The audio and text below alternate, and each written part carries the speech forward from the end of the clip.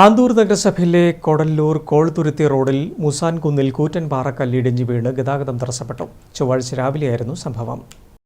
നിരവധി സ്കൂൾ വാഹനങ്ങളടക്കം കടന്നുപോകുന്ന ആന്തൂർ നഗരസഭയിലെ കോടല്ലൂർ മൂസാൻകുന്ന് റോഡിലാണ് കൂറ്റൻ പാറക്കല്ല് വീണത്. പാറക്കല്ല് വീഴുന്നതിന് തൊട്ടുമുൻപാണ് ഇതുവഴി സ്കൂൾ ബസ് കടന്നുപോയത്. പാറക്കല്ല് വീഴുന്ന സമയം മറ്റു വാഹനങ്ങൾ കടന്നു പോകാത്തതിനാൽ വലിയ ദുരന്തമാണ് ഒഴിവായത്. സ്വകാര്യ വ്യക്തിയുടെ സ്ഥലത്ത് അപകട ഭീഷണി ഉയർത്തുന്ന പാറയുമായി ബന്ധപ്പെട്ട് വില്ലേജ് അധികൃതർക്കടക്കം നാട്ടുകാർ പരാതി നൽകിയിരുന്നുവെങ്കിലും ഒരു നടപടിയും ഉണ്ടായിട്ടില്ലത്രേ.